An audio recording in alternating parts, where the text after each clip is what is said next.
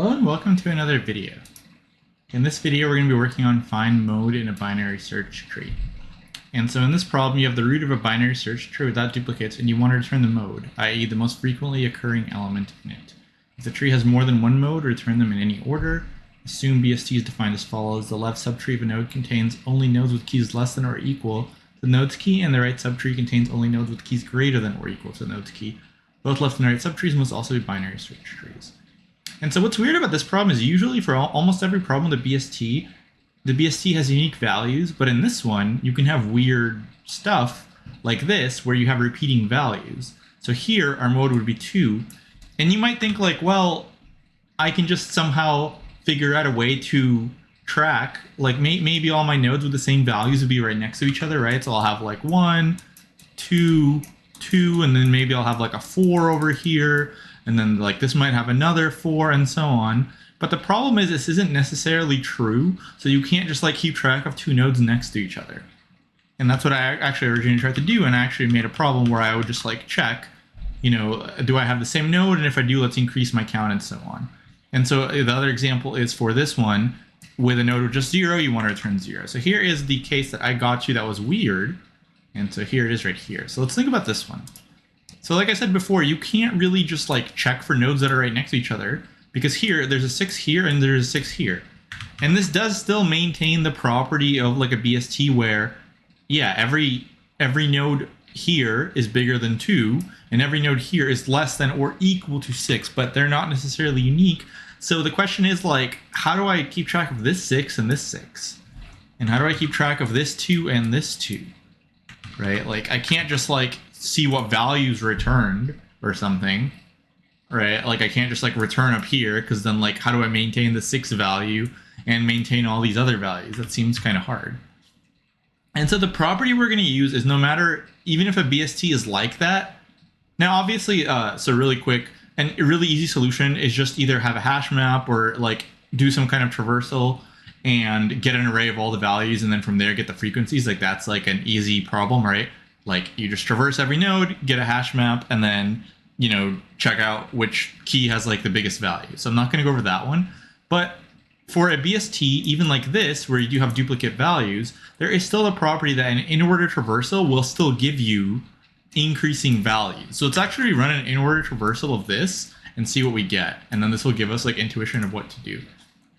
So remember, in-order traversal is left, root, right.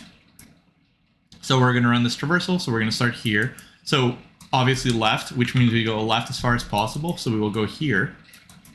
Now there's nothing here. So now we're going to, so we try to go left here. We can't, right? There's a null node. So then we will get the root. So we will put in 0 into the array. Now we will recurse. So this node is, or actually we're going to do right, but there is no node here. So now we will recurse up back to the 2. Now we went left. Now we're going to get the root. Now we are going to go right. Now remember, we go left before getting the root, so we go left. There is nothing left here, so now we're going to get this value, so 2, and then right, and there's nothing here, so now we will recurse up here to the 4. We already went left, so now let's get the root. Let's recurse right. So now we'll go down here. There is no left. Now let's get the root. Let's go right, nothing there. So now we're done here. Recurse back up to the 4, we're done with the 4. Recurse back up to the 2, we're done with the 2. Recurse back up here. And now we did the left, so now we'll do the root. Then we will go right. So we go left first, go left, nothing, root, 7, right, nothing, recurse back up. Then here we get the root, then we go right. So left is nothing, root is 9, and then go right. And we actually, oh, we wrote down the value, but anyway, yeah, then we go right. And then we recurse. So we're done with this node. So we recurse up, we're done with this node, and now we are done with this node. So if you actually take a look, even with duplicate values, no matter where they are for a BST, in order traversal, all of our values, like all of the values that we care about are right next to each other, right? So all the 2s are right next to each other. All the 6s are next to each other. Every number is next to each other. So we're going to get some increasing array where all the duplicates are right next to each other. So how do we use that to our advantage? Like how do we get the modes in place, not counting for the recursive stack space? So they are saying like, yes, the recursion of a tree will be O of n, but not counting that, how do we actually get the mode without actually storing the inner traversal array or hash map? And so that part, we're going to use 4 variables. And it's going to be really straightforward. So we're going to have 4 variables. So one variable is we're going to have our result, right, that we're actually going to be returning. We'll call this like modes maybe, or whatever we want to call it, right? Let's say. Then we have a modes count. And this variable will represent, actually, let's call this like, I don't want it to be, just do this or something. Okay, so it's going to be one variable, but I just don't want it to have like the spell check thing. So essentially, this is going to represent the count of every single mode in here. And so for this problem, if there are multiple nodes that have the biggest value, they're all going to have the same value, right? So all of these modes in here will have the same frequency. So modes count will just represent like the frequency of all of these modes. Then we need 2 more variables. We need a cur variable. So let's write it down here. And cur is going to represent, well, let's call it current so it doesn't give us an error. So current will be the current number we're on. So we can initialize that to none to start off. And then we have a current count, which is like the count of the number that we are on. And we'll initialize this to 0. Okay. So now we can basically, so I'm not going to show this DFS again, but this is going to be the way that the things are returned, right? So we're going to return this, then this, then this, then this, then this, then this, then this, right? Like if we just return the, or not even return, we can just like, when we go left, then when we do this root part, that's when these values will be checked, right? So essentially what we can do is whenever we are at these, we can actually get the values. So actually, I will kind of show traversal one more time, I guess. Maybe I think what I could do is I can actually take this picture and I can just copy it, and then I can delete all of this. There we go. Perfect. Now I can paste it. So we can kind of show what this traversal will look like one more time with these things. So essentially we start here and we go left, left. Then we go left here and we have nothing. So then what we're going to have here is we are going to take this value now, right? This will be the current value. And we'll say, okay, well, if this value is different than the current value, then let's update the current value. So the current is currently none. So it is different. So this current,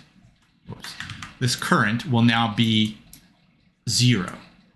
And the current count will be 1, right? That's like the node we're on. Then we'll obviously do this, and we'll recurse back up here. And so that's kind of how the recursion will work. Now I'll just work with these values. Like the recursion is going to be the same way, and this value just means like we are currently at this value. So we did the 0. Now let's look at the 2. So for the 2, what's going to happen is we're going to say, okay, oh, by the way, I forgot one step. So once we do get this current value, we're going to check, is the current count greater than the nodes count or modes count? And if it is, that means that this node is now the biggest current node, right? So this 0 occurs more than every mode. So mode should be deleted, and we should have a new mode of what we have. So we're going to have mode 0 with a count of 1 now. Let's actually move this over here. So we don't actually need this like tree, but we will just go through the nodes. So we did this one. Now we're going to go to this node. So we went, and this would just mean like you go down here, then you recurse. So this node means like you were just at the node, right? It's left, root, right. So this is this root part. So for this 2, we're going to say, okay, what's the current node? Is it 2? No, it's not. It's 0. So then we need to replace 0 with 2. And that means since we have a new current node, it's going to have count 1. Now we're going to check what's the modes count. It's 1, and our node is also count 1. That means that this node should be added to the modes, right? Because it has the same count as the biggest node in there. So if the current count is equal to the modes count, then we're just going to want to add that node in there. So we add it in the node, then we go to this node and we say, okay, what's our current node? It's still 2. So now we have to increment the count. Then we're going to check, is our count greater than nodes count or modes count? Yes, it is. So then modes count gets updated to 2. And because our current count is greater than all of these, that means that these need to all get replaced. So I think I should be able to just delete now. Yeah, so these just all need to get replaced by this 2. Why can't I? There we go. Because essentially, like if we have a bunch of numbers with frequency 1, and then we get a number with frequency 2, that means that that number is bigger than all of them, so that's our new mode. But if it's the same as other ones, then we'll just append. Okay, so now we go to the 4, and we're going to say, okay, well, 4 is not 2, so that means our count should be 1 now. And since the count is less than modes count, we don't need to do anything, right? This isn't one of the modes. So we go to the next number, so we go to 6, so we replace the 4 with the 6, and our count is 1. And since it's less than 2, we don't need to do anything. Then here, we will have 6, and our current count will be 2. So it's the same, so we need to actually add it to our modes. And then for 7, it'll be count 1, which we won't do anything. For 8, it'll be count 1, right? 8, count 1, and for 9, it'll be count 1. So that's kind of like the algorithm of getting the most frequent number.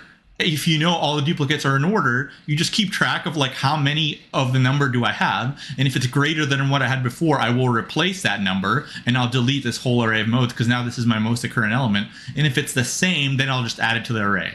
Because if I have a bunch of numbers with the same large count, then I want to just keep adding to the array.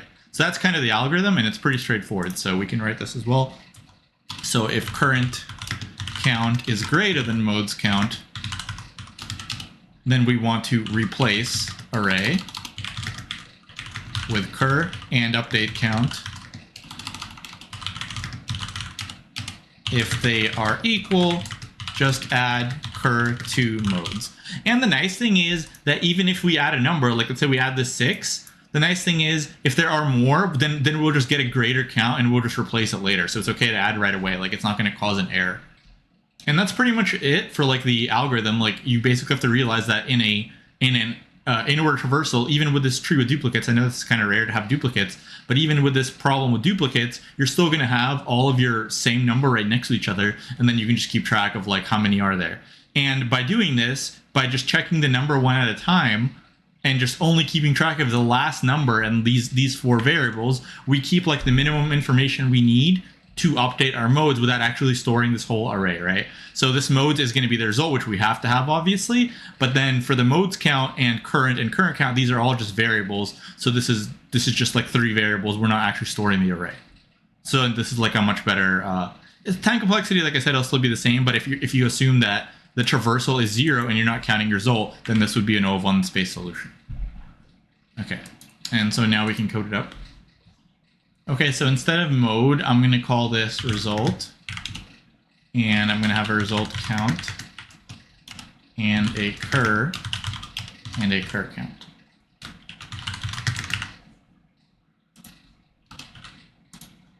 And we're going to have a traverse function,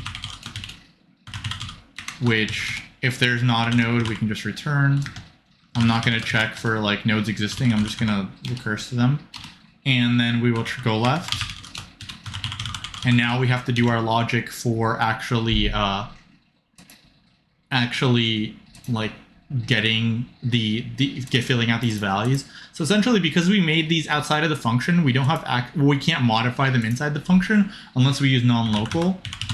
So we're gonna non-local them, which basically tells Python like, hey, we have these variables, we can use them, we can modify them. Otherwise, you can use a dictionary with these keys, or you can make these like class variables like self, cur, and so on. Otherwise, on all of those work. So now we can do our logic. So if node.val equals cur, that means that this value is the same as the last one. So we just increment cur count. Otherwise, cur equals node.val, right? We have a new value. So if we have a new value, the count is 1, and the new value is this. Now we have to check if the cur count is greater than the result count. If it is, that means that the count of this is greater than all of our other modes, so all those other modes should be deleted, and our result should just now be cur and result count equals cur count now. There's one more case, right, where the cur count equals the result count. And if this is the case, so if the cur count equals the result count, that means that this node should just be added into the modes. So it's going to be res.append. And we can then traverse to the right side, right? It's left, root, right for in-order traversal. So traverse node.right. And finally, we call this function with the root, and we return result. Let's see what happens. And looks like it's fine. And it's pretty efficient. So for the time and space, basically, if you do count the stack of traversing, it would be O of n, because worst case scenario, your tree is entirely right-sided, right, where every node only has the right child. But if you don't count the stack, it would be O of 1, because this is just the result, so that we have to have this, and then these are all just local variables. And for the space, actually, so this was the space. Yeah, this is the space. For the time, we do have to traverse every single node in the tree, so that is O of n.